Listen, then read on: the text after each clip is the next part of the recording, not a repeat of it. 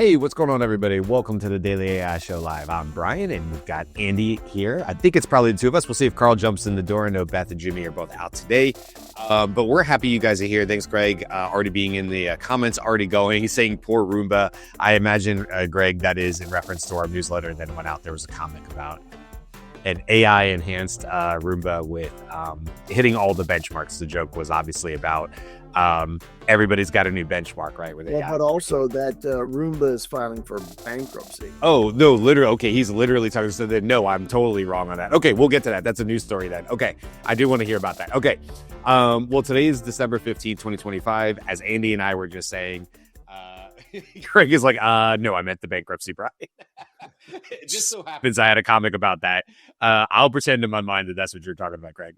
Andy and I were just saying before we went live today that it is bizarre to think there's 10 days till Christmas, and then obviously quickly the new year after that. But it's worth saying on the show, and we keep repeating it, that yes, the holidays are coming up for lots of people, whatever they might celebrate in the new year, but we are keep it on with the AI. So you can expect the new live show Monday through Friday, right through the end of the year and into January and on from there. We have a nice little streak going of, I don't know how many weeks it is, but this is episode 616 today. And we have not missed the Monday through Friday yet. And we have no intention of doing that. So whether it's myself and Andy or Ann pops in the door when she can, Jimmy and the rest of the crew, you can expect to have live AI conversations. With that, sorry, I'm still reading Greg, who's laughing now, saying actually laughing out loud out of my mistake there. So let's pivot into the news. Andy, I have a few news stories. I'm sure you do as well, but let's start with Roomba. And then I haven't even had a chance to tell you this, Andy. So talk about a first look. I did some Lovable work on a new website for us. And Andy, I have something you're really going to like on there. So I have not shown this to literally anybody, but I'm excited enough that I'm willing to share that as part of a segment today and show you where I am in the process of the build. So with that in mind, Andy, what happened with Roomba? Well, I just, among other things, I just noted that Roomba was listed in a Perplexity Discovery list of news items as, being in the throes of bankruptcy and actually possibly selling its assets and its intellectual property to a Chinese robotics company.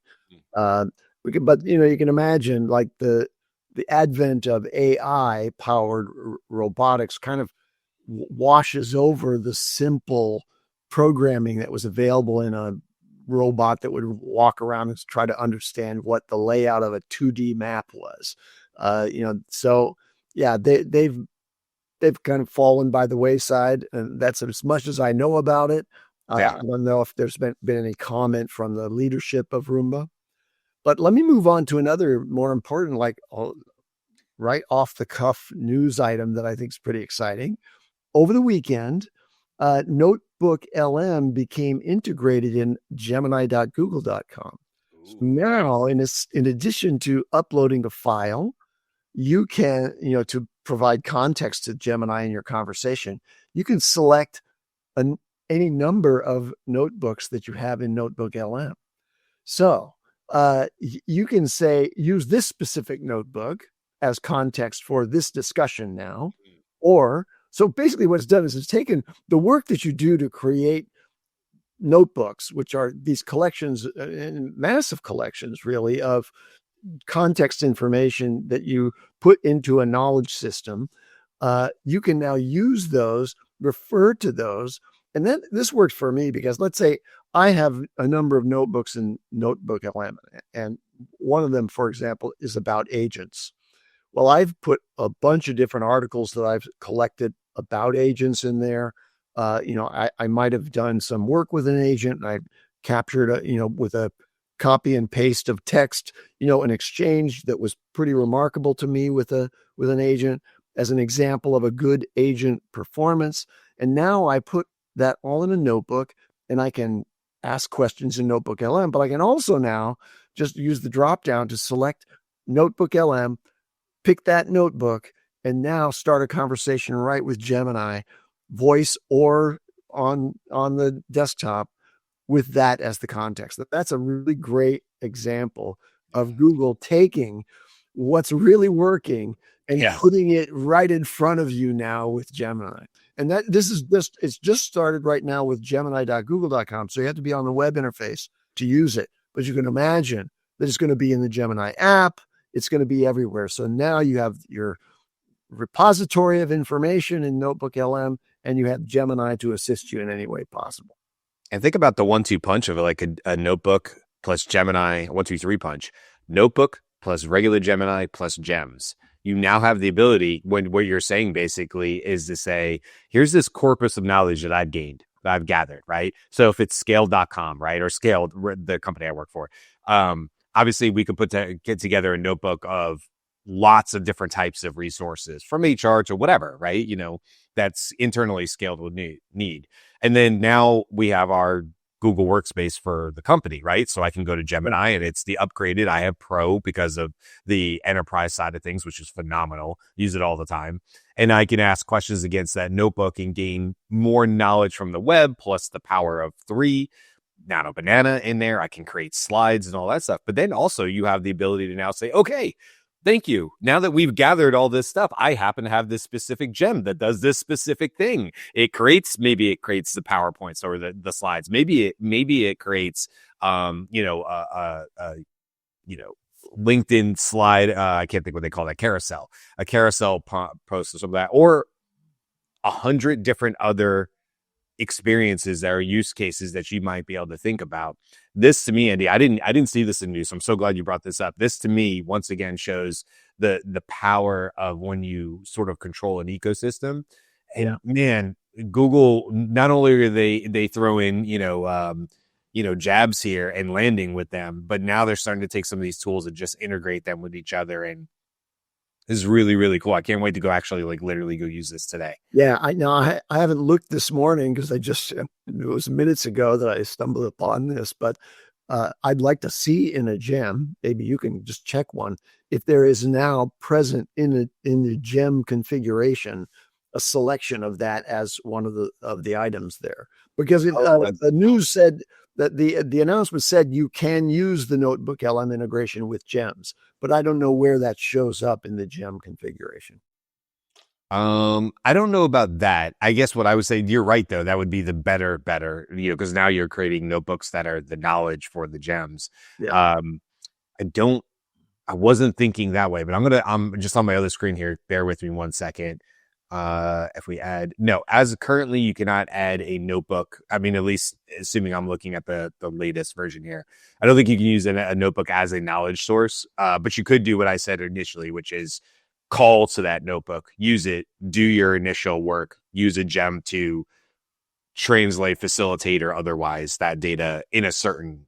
Yeah, but you're not wrong. They have referred to this is just rolling out, so it's not available all across the ecosystem yet. But they've said specifically, use the Notebook LM integration within gems. That's the phrasing in the newsletter item that I pulled for this. Well, yeah, so I hope so. Yeah. Maybe I just need to refresh. It may not have rolled out to me. These. Yeah, no, I think it's going to come soon. I can keep the I wasn't going to do this one first, but I will keep the Google ball rolling here. Oh, I got some Google too, but I know where you're going. Yeah. Okay. Let's see if I have the same one as you. It was pretty big, but you never know. Sometimes you might just have yet another big story here. Was it about Translate? Yeah, that's one of them. But I have not the other one. Yeah. Okay, so this is my holdout for why I don't particularly want to put a whole lot of time learning language. Now I know that's really kind of silly, and you're like, Brian, learn another language. And my wife and I have talked, about possibly moving to Portugal in the next 10 years or so of many places. And if that was the case, I would 100% learn Portuguese because, I mean, you have to learn the native language. However, this is my pinnacle of excitement when it comes to traveling is now Google is saying that they have live speech-to-speech translation capability rolling out in a beta experience on the Google Translate app. Essentially what you do is you have your phone in front of you and you have an earbud or 2 earbuds, or you have to have headphones. And it's exactly what it sounds like. You are able to speak in your native language, and then the other person they're getting the translate on the screen, and the other person is hearing what you said translated into their native language. And they have that a couple different examples on here. I'm just going to back up a little bit. Let's see if this is the one on the street here. I'm going to turn this up really quick. I understand if you're just listening to this isn't going to be too helpful, but basically you have, I believe, Sinhala, which I don't even know that language, but you're going to hear somebody, one speaking Sinhala, one person speaking it, the other person is speaking French. Let's just see if this pulls up. ඔව් හොඳ උණුසුම් soup එකක්. එකස් නියම අදහසක්. හරිම සීතලයි. මට මේකට කුරු නැහැ. ඒක අපේ ඇඟ උණුසුම් කරයි. Sounds like an African language.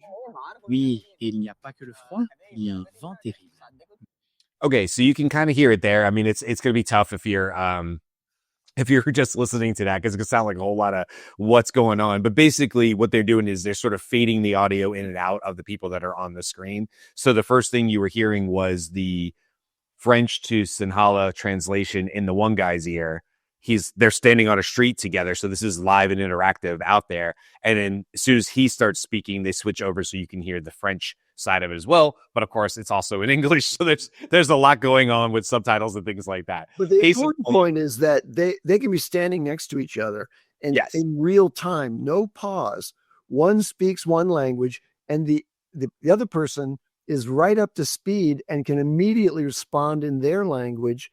And meanwhile, the person listening is getting it in real time in their language. It's like, that's really a great thing. Here's another use case for that. So you can watch TV shows or movies in another language. Just bring your earbuds, open the Translate app, and it's going to take whatever's on the screen and it's going to give you that dialogue. And more important than just the real-time aspect, Gemini's capabilities in real-time translation include subtle capabilities about retaining the nuances of the language itself and translating those effectively. So they used an example in some of the documentation there of, the phrase, he stole my thunder. Well, that doesn't, that's kind of an idiomatic thing in English. That what I was going to say was really thunderous or something. Right. And this person overwrote my potential for being thunderous. Try translating all of that into another language where that idiom doesn't exist. Well, Gemini has that skill, apparently. So it figures out what the best approximation of that nuanced expression is and will provide that. So I'm eager to try Translate now using earbuds and just listen to a television show on YouTube in Portuguese or whatever else and just see what the experience like. 100%. I opened up the app, but I figured, number one, I probably don't have the update yet. I wasn't sure. It said rolling out in beta. I was like, I got to check and see if I have beta turned on. So there's probably a couple steps there, and I just didn't have enough time this morning to do it. But I'm right there with you, Andy. This is the goal for me, is to be able to have the ability to move around in other parts of the world and have conversations. But of course, like you said, also for media and things like that. I'll put the old guy hat on and say hey, don't stop at, Sinhala and French. Go ahead and put Gen Z and Gen Alpha slang on there. And I'll just hold it up to my daughter and her friends. And then that way I can understand what it is that they're trying to tell me in their native language, in their native tongue. And then I will speak back and stuff I learned, and I'll say jam and rad and things like that I grew up with, and we'll be okay. We'll get along, Okay, I have one other little Google item. Do it. This was interesting. Google's, really advanced in their science and technology of AI. They're really at the forefront of it in many ways. They have a new research framework out that teaches AI agents to monitor their own token and tool budgets in real time and adjust their behavior accordingly. And the early results in the lab basically show higher accuracy with up to 50% lower token costs. So that's a shift away from brute force scaling, to get to efficiency or effectiveness, I should say, and instead focusing on efficiency and control of the actual operating budgets that are being used by the AI. And we're moving forward to a point where these things won't skyrocket out of, control in terms of costs. Yeah. Which is, I love the idea of using AI to make AI more efficient, and there's so many different ways that has happened. Also really interesting this has been sort of like deep research at scale in the last week or so. I've been working with a coworker of mine, and we got really deep into costs and efficiencies for a client in terms of OpenAI models, but also Gemini and stuff. It was really interesting as him and I both were going back and forth, and he was writing me on Slack and uncovering things about how different models approach summarization, truncation, and things like that, and where they decide to put emphasis and time and where they don't. And there is there's more variance than I think people would actually believe. That, we tend to like lump in and say, oh, well, Gemini Pro is now similar to 5.2. And those things are true, but there's also a lot of like nuance to those models, especially with Claude as well, on how they sort of choose to look at large corpuses of data. But to your point, I think we're quickly moving to we're there now in a future here where you have AI optimizing AI and doing it at scale, and it's super low latency. I have two R updates. The first one is Rivian, which we don't talk about a lot on this show. Rivian, if you don't know, they make like the R1. Now they're coming out with the R2. They actually have the R3. They have the really funky, Dyson shaped front headlights, which I think watched a documentary about that, about how much of an internal fight that was at Rivian back in the day. Now it's sort of like, it's a distinguished look that is Rivian. You see the Amazon trucks rolling around. A lot of those are Rivian as well. So they came out and they had sort of their, dev day basically. And they announced a couple things, of which some of that has to do with AI. So for one, Rivian autonomy processor and Gen 3 autonomy computer. That's something they're starting to roll out, which I thought was impressive. More in the AI side though, what Rivian to me has been known for more than probably anything is their software. It would not surprise me, or I know Amazon has invested heavily into Rivian. It would not surprise me as a lot of that is the software actually that Rivian. And in fact, I always thought if Rivian doesn't make it as a software, as a car company, right, for lack of a better term, an automotive company, that they will probably be fine selling their proprietary rights to the software, because I think it's probably that good. There's been a lot of emphasis there. So one of the things they talked about is actually just having in-car AI conversations. And they do this through their software system, a la talking to a Siri or an Alexa or whatever. But think about this future. It's no longer, hey, my check engine light is on. It's simply a question to the car. Hey, Rivian, why is my check engine light on?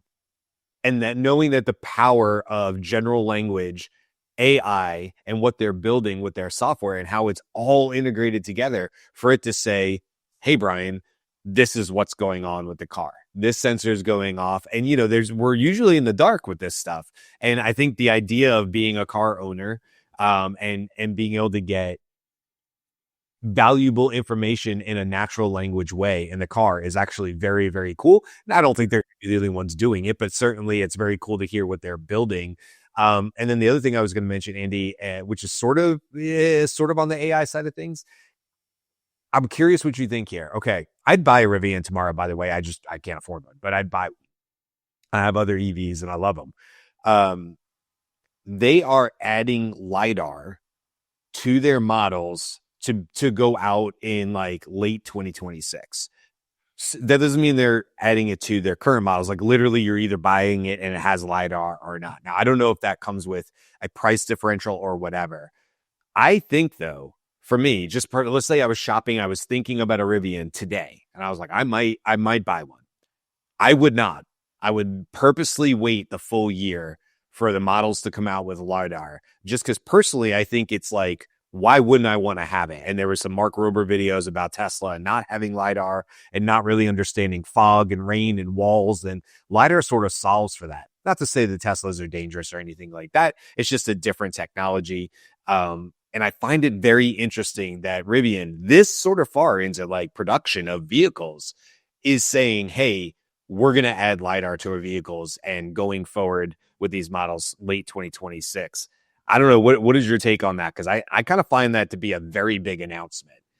Well, it portends their intent to arrive at autonomous driving. Right. So LIDAR is an important technology, as you point out, to handle low visibility situations in a way that the full camera systems on a Tesla, would struggle with, like really, really dense fog, which is, by the way, there's some serious accidents over the weekend because of dense fog in the central valleys of California.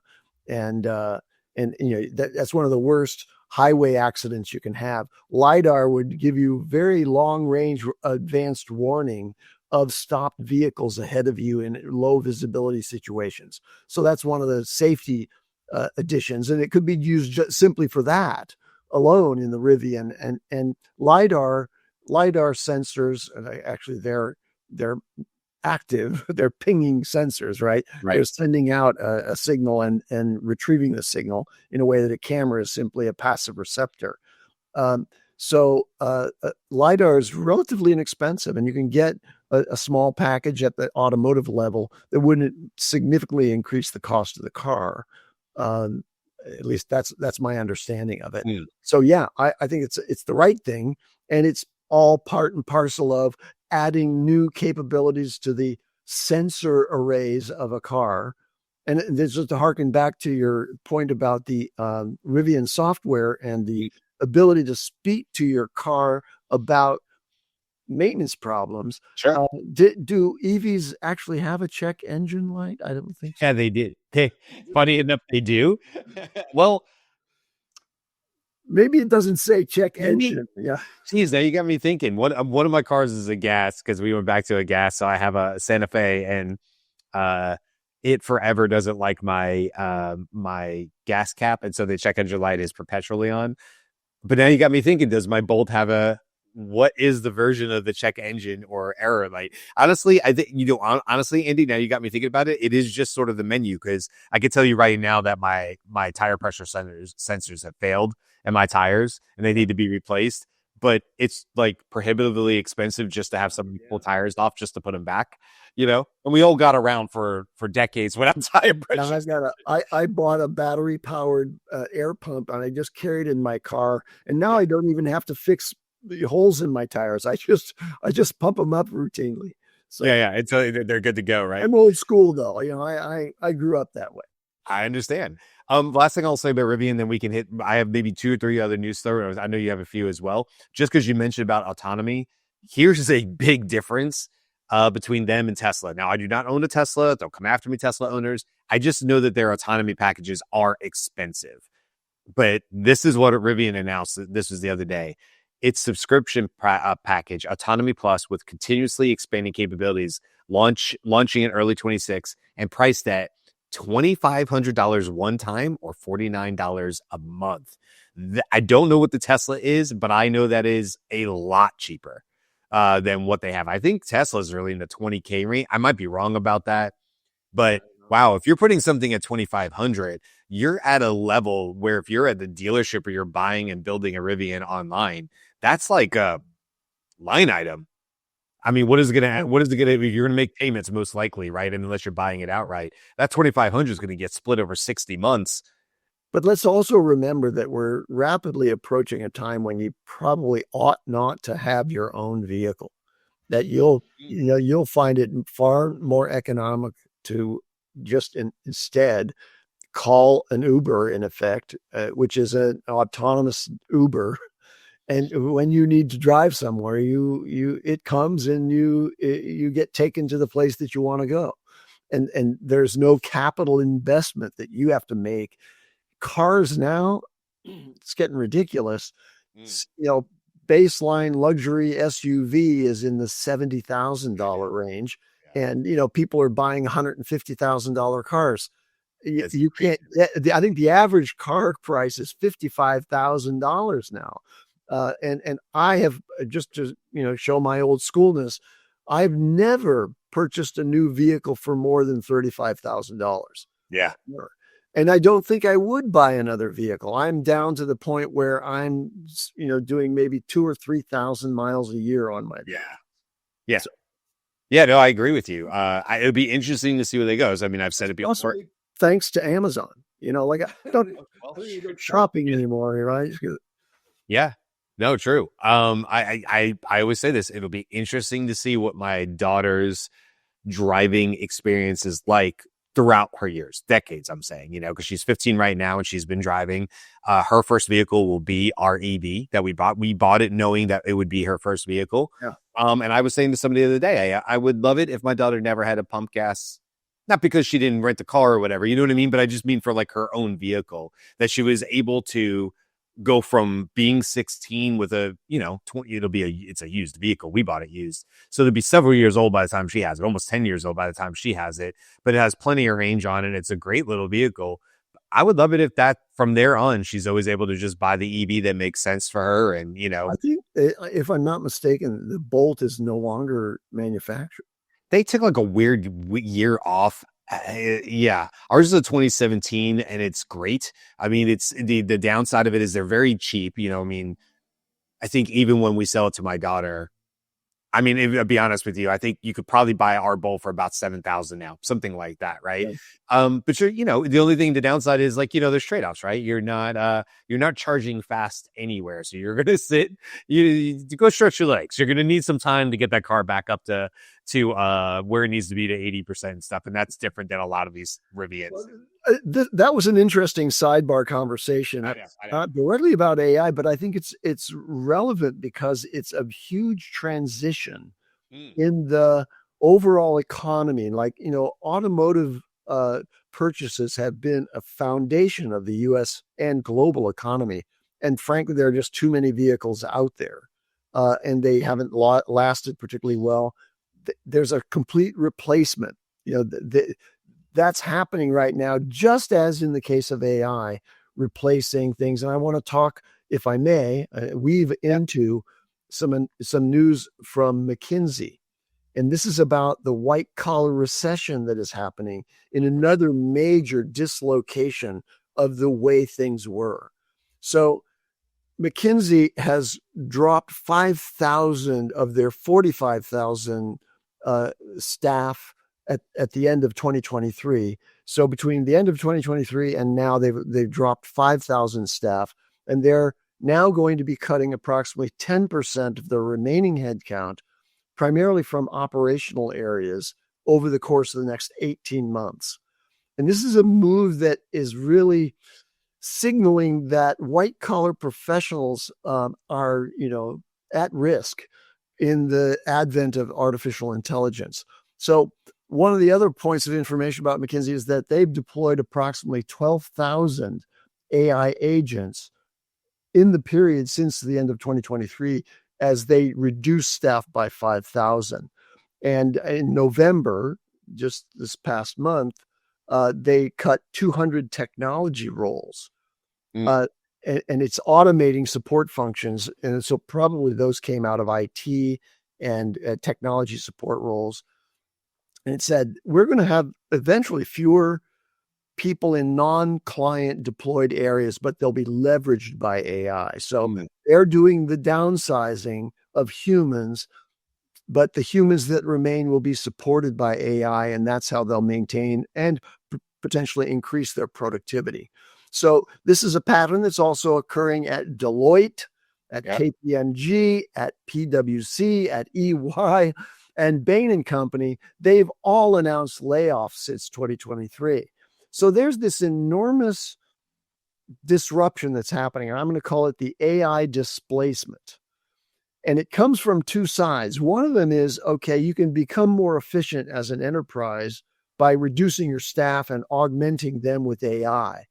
But in these professional services companies, it's being driven by the demand side as well, as many enterprise scale customers who would have paid for a McKinsey study now say, well, let's use an AI advisory instead, see if we can get AI to provide us with the same kinds of proposals and presentations that used to come from Accenture and McKinsey.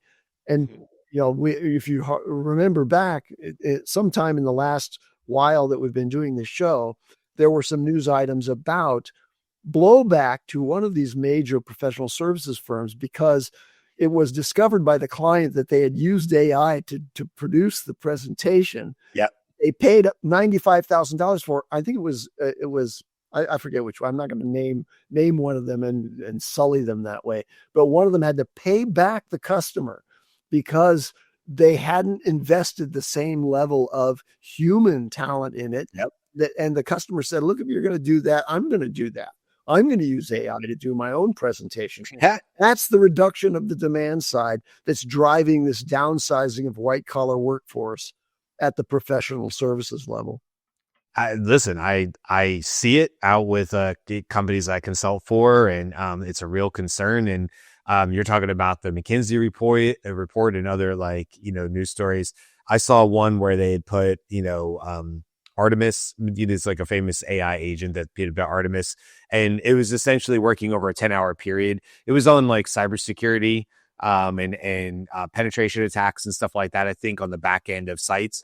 Anyway, it had worked at the equivalent of $18 an hour and had an 82% success rate compared to humans doing the same work.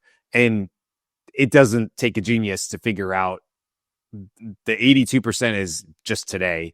It'll be 92 and 99 and 99.9 in time. And $18 is just today. That will be 12 and 7 and 5 and $2 an hour. So efficiency and ability of AI is only going up, price is only going down. And this is where we are today at $18. This is just a point in time. Yeah. It's just one area. Obviously, sales is seeing a huge, awakening as far as AI goes. It hasn't hit some areas as much as others, but it's certainly there. And, you're right. It gets back to what I would consider like the locksmith, idea, which is I always say, I locked myself out of my car years ago, and locksmith came out and, pre-charged for me $75 for the trip, which is totally understandable. Was not at my car more than 3 minutes, and probably 2.5 of that was just chit chat. 30 seconds of it was him unlocking my car and then sending me on my way for $75. Now he did make the trip out and back and whatever. I was happy to be in my car. Best $75 I ever spent, right?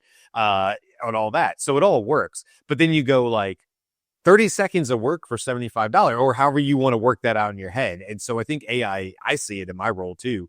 It's like, well, where's the value? Is the value that I know how to manipulate these AI systems to get the result that my client wants in a fast period of time? And that's what they're paying for. But there's always this concern of sometimes doing things too quickly because it can have the adverse experience for the client who values how much time it is. And that's not to say I sit on projects, but there are days where I jump onto something and in the back of my head, I go, I could probably with another 3 hours deliver this solution to them tomorrow. Yeah. But then you have to think to yourself, how is that going to look? Yeah, right.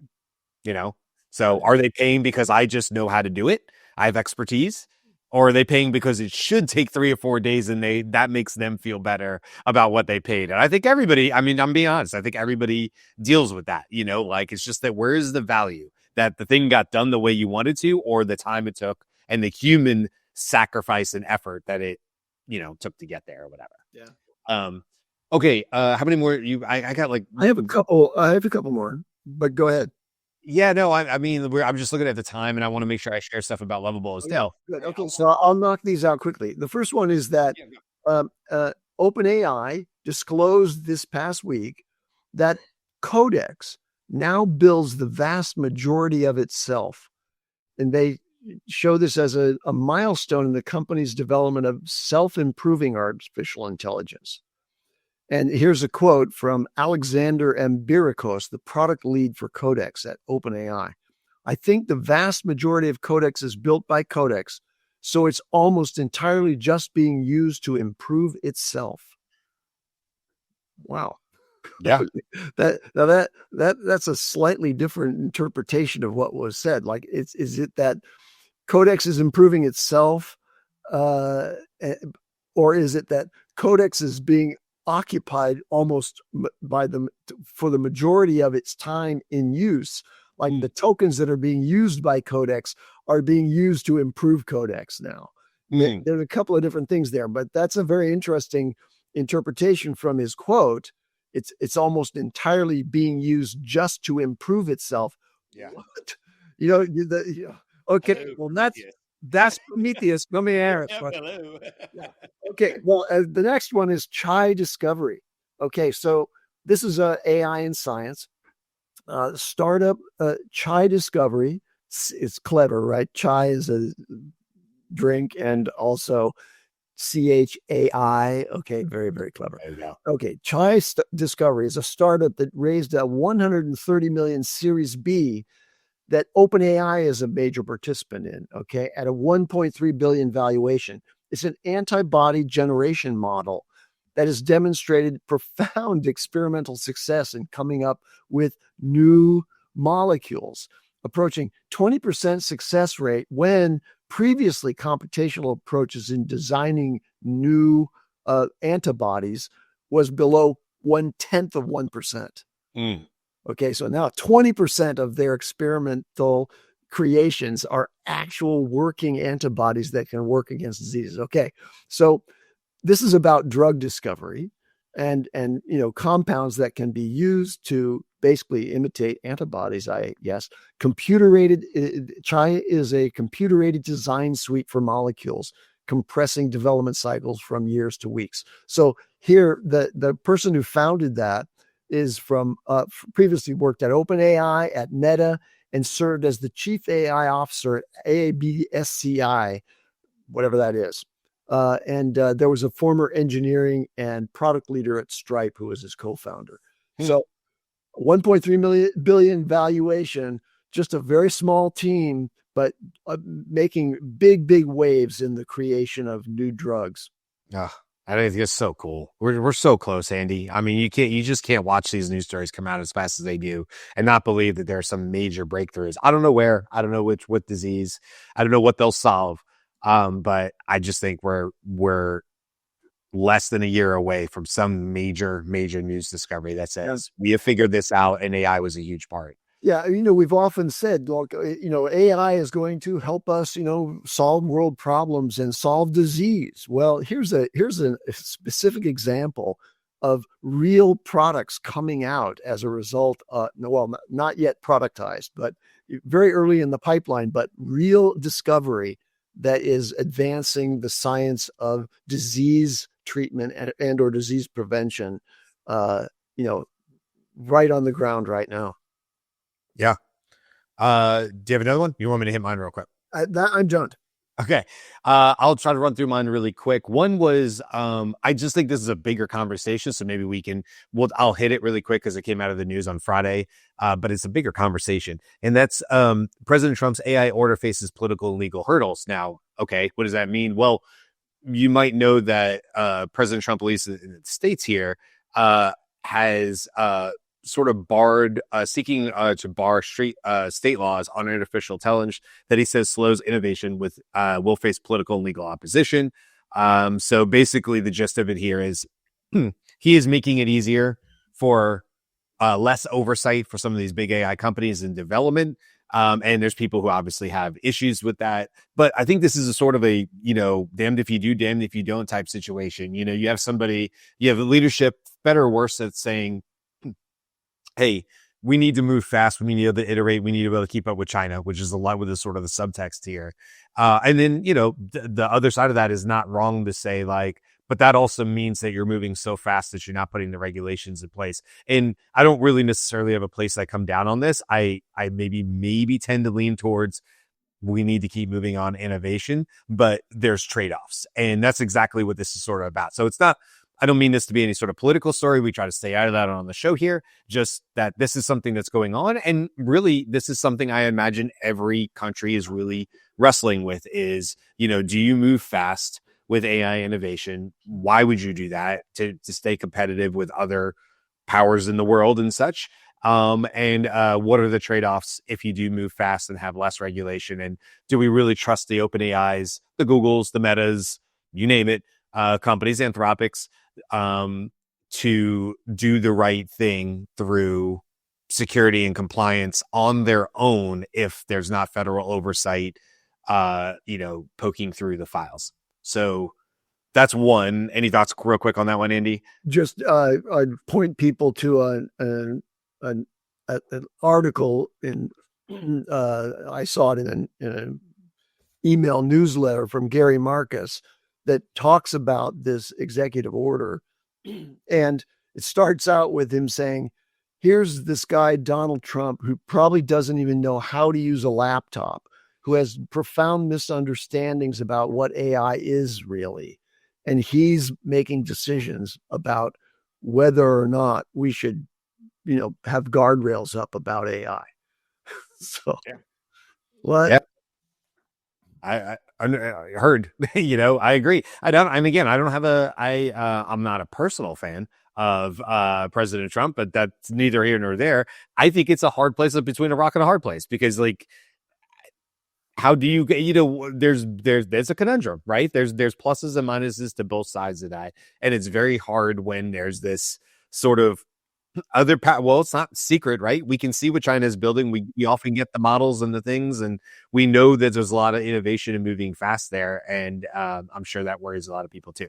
So that was one of the stories I wanted to bring up. The other one I'll just say really quickly, and I think I'll leave it there. Just let's see, there's that one. There's that one. Yeah. Last one here, because we talked about the rest, is just Runway. Runway introduced two really important things. I mean, we know they've been a leader in creating AI video. They've just introduced Gen 4.5. There's a little hype video here. I was going to show it, but just go look on YouTube or on Runway ML, and you can see the 4.5 video they put together. I mean, we're just at a point now. We know this, Andy, but for everybody else, the videos are just phenomenal. Either they're hyper realistic, or even if they're not, they're just super creative and vibrant and whatever the case may be. The other thing that's valuable outside of 4.5 is that they are working on, or they're releasing, basically a world model. And so this goes right in line with what Dr. Feifei Li is working on, right? And many others who are also working on this idea of this world model. I think Rivian has also said in that news story, they were talking about world models, and it just reinforces the LIDAR and everything else, which is, we probably cannot get as far as we need to get. We probably do have a ceiling when it comes to the language models as they are. And what we need is that's not going away in our language models and transformers, but we need AI that fundamentally understands the world and how it works in real space, in 3D, the way we move through it and stuff. And there's a lot of people like Dr. Feifei Li, as well as companies like Runway, which has got lots of investment behind it, actively working on this. And you can see the results of it, because honestly, you're going to have we've seen versions of this with the gaming and stuff where the worlds are being created instantaneously, and it has all understanding of physics and things like that. Obviously, we've talked about it with NVIDIA and what they do with digital twins. God, we talked about it here, there, and otherwise. Just goes to show you have yet another major company in this area saying, this is where we're putting our money. This is where we're putting our focus. It's about the world models. And I would expect, Andy, we will talk about world models and world model building and AI and world models no less than 24 times in 2026 on this show. Agreed. Yeah, it's just such a big topic, and it's only becoming bigger. Okay, I want to just take the last couple minutes here to share with everybody. I sort of teased this at the top of the show. We got lots of people in the chat, so it's a good time to do it. Hey, everybody to the chat that I haven't had a chance to say hi to, because a lot more of you all popped in. Hello, thank you. I'm glad you guys are all having a good old conversation over there in the chat. But I want to share with Andy and everybody, because I literally haven't shown anybody this at all, not even my family. I finally sat down over the weekend. We didn't have a Georgia game, so I didn't have to host that. And other than some of the stuff I had going on, it was a bit slower of a weekend. I thought, okay, I've got to start working towards using my Lovable credits to solve our daily AI show website problem. We stood up just the background on this is we stood up our website because we had to have one, and we did something super fast, and man, is it embarrassing. If you go to thedailyishow.com, it's just an embarrassing site by 2015 standards, never mind late 2026. And so I knew there had to be a solution that I had to get to a solution. One of us did. And I was just like, well, you know what? I have these Lovable credits and I want to put them to good use. So what I did, Andy, is I worked, and you do this as well. I stayed off of Lovable as much as possible and used Gemini 3 Pro as much as possible. From everything from ideation to PRDs to this isn't working. Why isn't it working? Tell me what I should say to Lovable. Point to that was to really stop the bleed of using too many Lovable credits. And also I wanted to make sure I was writing prompts to Lovable that were designed for Lovable. So I had Gemini go look for that first. Hey, I always do this? Like, hey, how does this website want to be talked to? How does this model want to be talked to? Great. Okay. I understand that concept. Let's go talk to it that way. So I'm getting the most efficiency out of it. So anyway, with that said, I'll bring it up on screen here and show you where I am on the website and, what I continue to be working on. But this is how far I got. I did not have any of this as of 1 p.m. on Saturday. So anything you see, and I was out yesterday too. So I would say all in, Andy, this is definitely less than 10 hours and maybe less than like 6 or 7 at this point. I thought it'd be fun to just kind of share where we are. Okay, so this is where I am. Don't know if we'll keep, the colors where they are and stuff like that. May not be orange. Haven't really gotten into like the colors because that's so easy to change. But basically, we have our home screen here, the Daily AI Show. And then we have a nice little watch this episode. This is the one that was from Friday. I only have 2 episodes in right here because I've just been testing. So there's not a huge treasure trove, nor is this live. So you can't go play with this yourself at this point. But you basically have, whatever the header is and whatever the first video is. And if we click on that, it's going to open up here. And, if I played it, it would be all of us talking on Friday. You get your overview, which is the same stuff you would find if you looked on YouTube or Spotify. And then you also get your full transcript, which is right here on there as well. If you go on to watch YouTube, that link for whatever reason doesn't work. But if we go back to the home screen, you can see here and then more AI goodness, catch up on recent episodes is where all the other episodes will be. And then right now we just have the weekly AI brief. If we click on here, it's going to take us to subscribe to the newsletter that goes out every Sunday. And this one's obviously going to take you to the dailyashowcommunity.com, which is where you can subscribe and join our Slack community. So that's okay. We have that. And then if you go to the episodes page here, you're going to see all the episodes. I think that's all pretty straightforward. The about page doesn't have anything on it, but it will eventually have pictures of me and Andy and the rest of the crew with little explanations on it. So that's pretty obvious. Okay. I ran through all of that because what I really want to show you is this. And this is what I worked on the whole time. So I tried this and it works. So I'm going to try it here. I have to stay within those 2 shows, Thursday and Friday show. It's all that's in here. But what happened with Disney and OpenAI?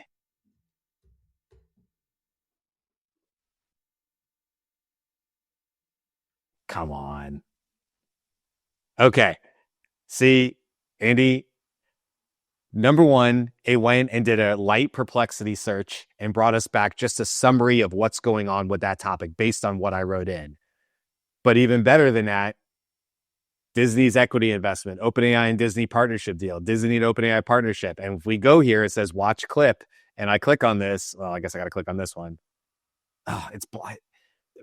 It works. If I grab this link, I'm going to grab this link really quick so I can show you guys. Copy. Where do I copy? Oh, come on. Give me 1 second. For some reason, there's something broken with the link itself. But if I type the exact same link into YouTube, it works. So this is the link. It literally said use it. So it basically came back and said, hey, during this clip, you guys talked about Disney and OpenAI, which was the query I put in the search. Grade Marvel, you grade Disney and Sora, and where you go. So I thought that was a pretty cool announcement.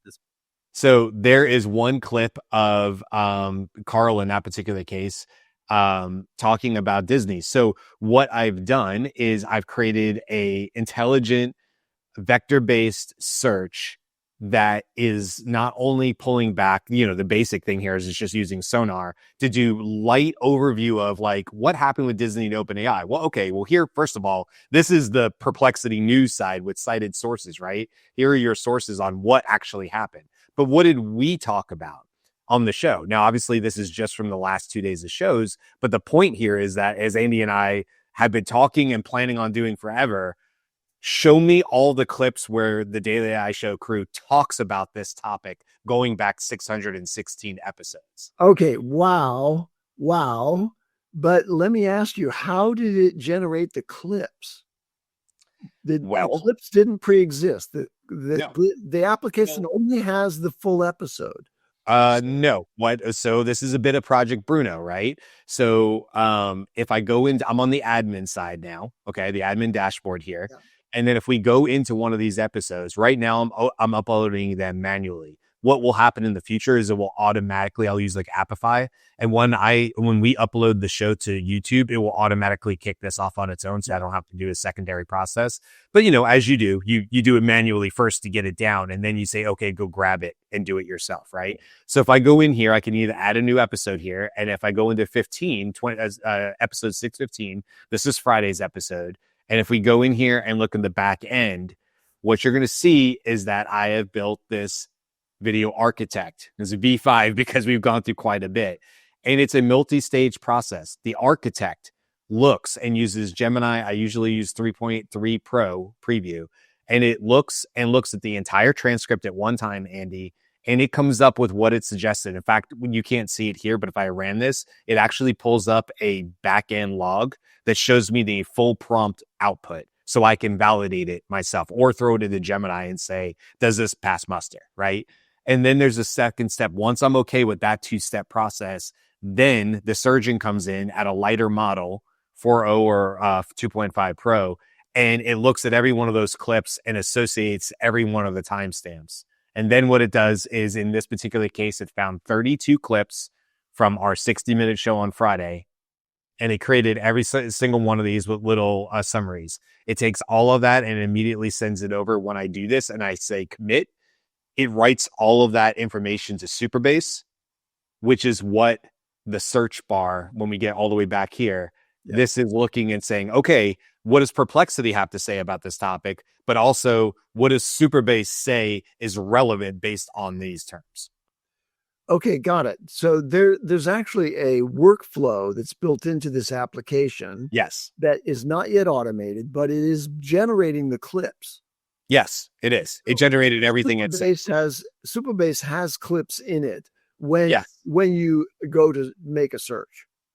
It does. In fact, what's happening is in Superbase, I'm not sure that we would really have much to show on this because I can't really click into this, but essentially it has this information. You can see the timestamp from 0 to 51 seconds or 51 to 3:47. What's happening in Superbase is it translates 3 minutes and 47 seconds into straight seconds, because when you go look at YouTube has a addendum to the end of its URL that says time equals 60 times 3 is 180 plus 47 is 227. It says equals 227s for seconds. And that is the knowledge that tells it, hey, take the URL from this show, append the seconds, which is exactly what you get for a clip. To the clip. Exactly right. Yeah, but that all came from the transcript. The timing came from the transcript originally. It came from the VTT file. I should be clear about that. Okay. It came from this. So for us on the backside, we have the VTT file, which has your clipping on here. But it's tricky, right? And you can see here where I initially had manual clips where I was doing things a little differently. So these are all the different clips, right? And it kind of gives you a little title and stuff. So what's happening is it is looking at this transcript.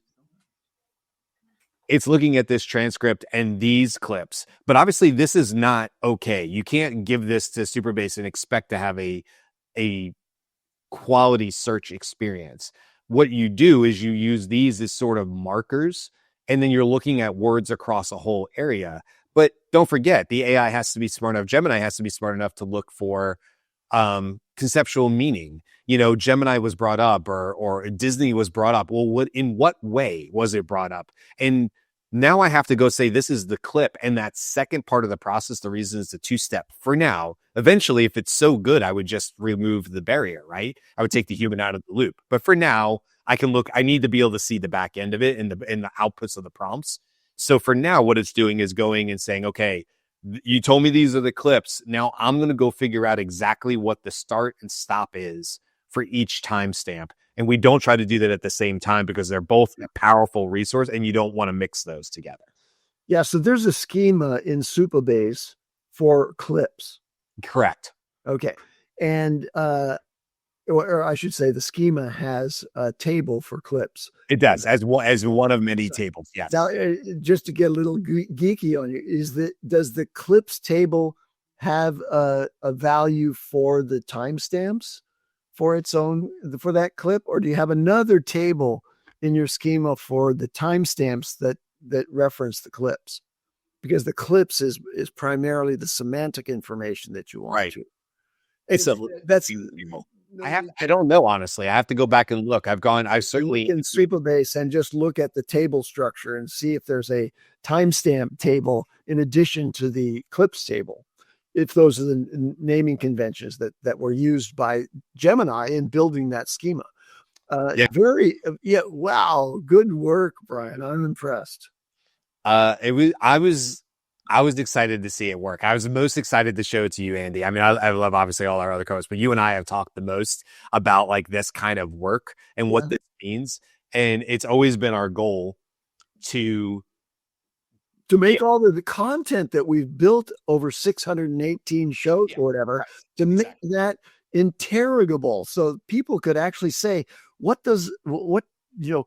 on this subject, give me a time sequence of, what commentary occurred in 2023, in 2024, in 2025, in 2026 on this topic. Show the progression of that. I mean, that's a more complex query than just give me any information that exists about this subject.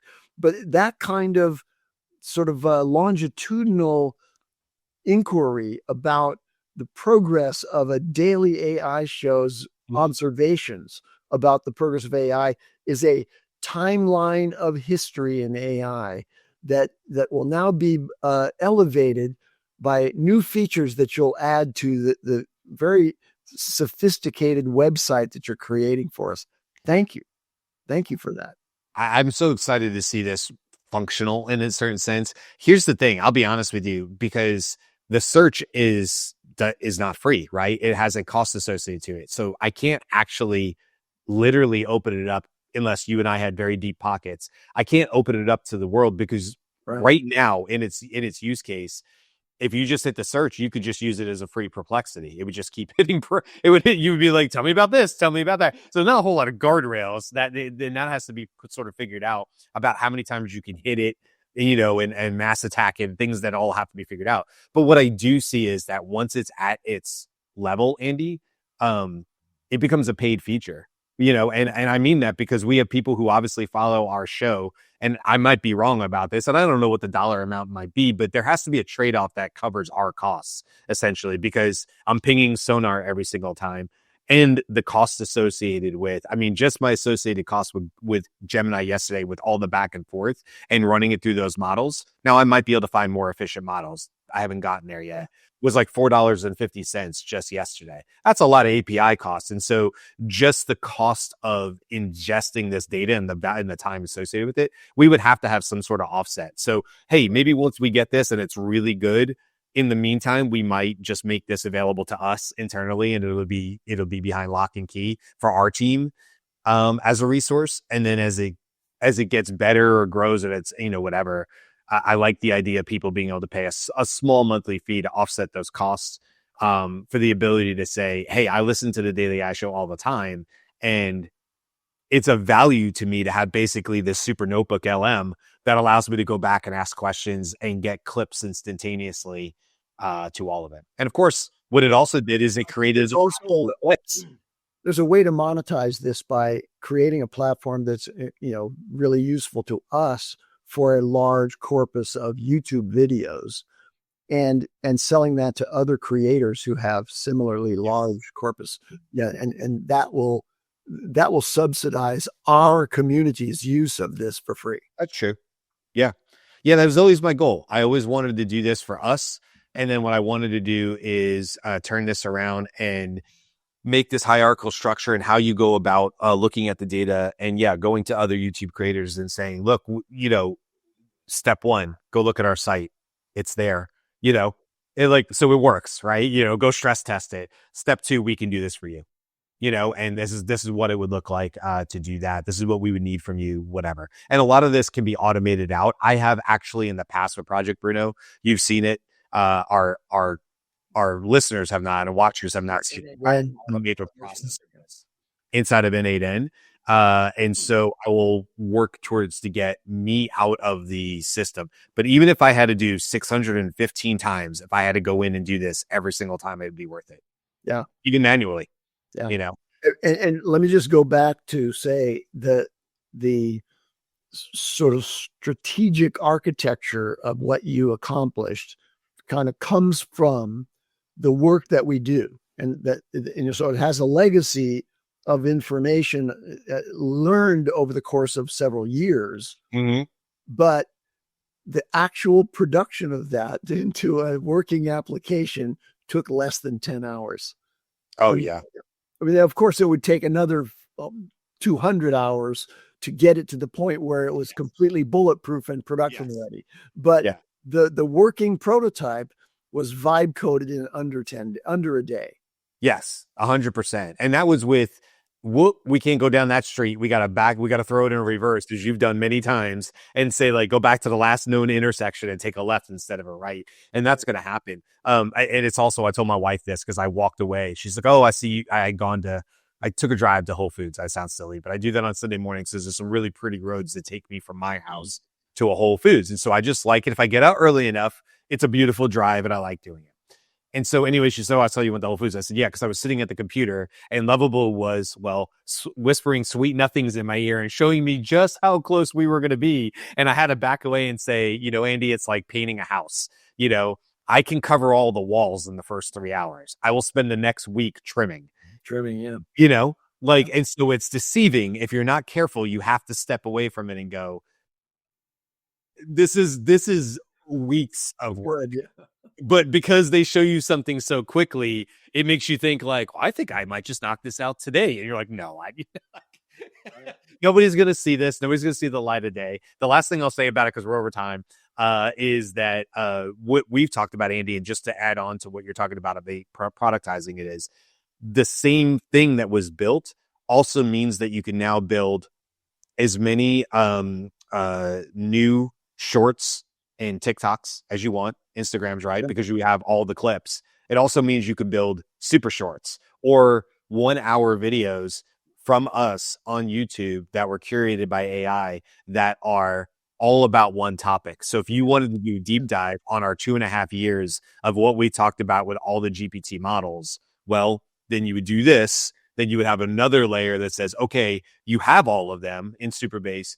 Now bring them all together, come up with the best organizational playlist of clip to clip to clip, and put that together and make it a brand new YouTube video that's maybe 1 hour long. And instead of us being live on a show, it's everything we've talked about since we started the show about GPT. So there's a lot of potential here. Yeah. And there's potential now for us to create adjacent shows. I mean, episodes, I should say, not shows, but an adjacent episode that's completely AI generated out of real shows that have preceded. So we can do a 30-minute show that's on a single topic that gives you not only the history of the progression, but also the latest information that the models that you're building and the applications that you're building would retrieve from Perplexity, and maybe using Nano Banana generate new infographics. And wow, it's really exciting. Yeah. Once you get past the segmentation and the how to batch, once you get past that, and to be fair, I've been working on the Bruno thing, this, for a long time. Yeah. So it's not like this is my first rodeo when it comes to that type of stuff. But damn it, Gemini 3 is so powerful. And it's really just, once again, rewritten how you write prompts, simplicity and all the things. So it really was sort of a starting over, but I did have a good roadmap of what it was that I wanted to know from all the shows, from past successes and failures of trying to do this with older models. So once you brief that, it really opens you up to say, oh, well, then you can ask yourself questions like, to your point, oh, could we create whole new AI generated, AI hosted videos of all other topics? Well, the answer is yes, because I had the clips. I can put the clips together, super clip it together, then to go get AI, Gareth, or somebody could go create a whole net new video that's not even us anymore, but it was built off the back of our language, our knowledge. And now add the ability to do an audio overview of that generated episode. Yep. Right. So at the top end of the show, you've got a dialogue going back and forth between two things for our Spotify and new YouTube post. Yep. That basically gives you an executive summary of what's going to be covered in that lesson or that episode. Yeah. Okay. Gareth was like, I literally said what Gareth did, and Gareth's like, LOL, same idea. Yeah, Gareth, I knew your brain was going to be there. All you guys listening in the comments. By the way, thank you for all the love in the comments. We have a lot of people saying that's huge. I love it, Brian. Great work. I'd love to hear more about this. Guys, I'm so early in it, but look, I'm sharing it with you today. I built it over the weekend and I'm sharing it today. So this is what brings me joy. Andy and I love this kind of stuff.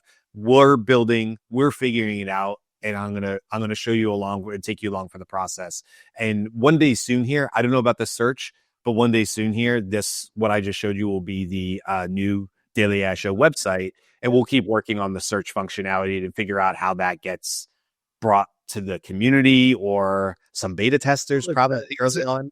You can launch the landing page of the Yes. new website right away. Yeah, exactly. But the link to the search capability is going to be coming soon. Yes. Right. Yeah.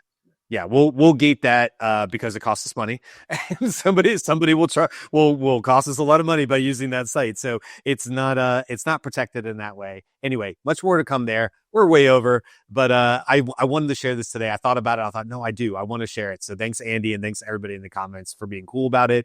Much more to come here, and I'll share along the way. All right, listen, we're back the rest of the week. Come back and hang out with us. We appreciate all today. There's a lot of fun, Andy, and I don't know, you and I. An hour and 7, it was just the two of us. I don't know, Andy, we're sunk. What happened to that 30-minute show we were planning on? Yeah, I don't know. I don't even say it anymore because I know better. All right, guys. Everybody have a great day. We'll see you tomorrow on Tuesday.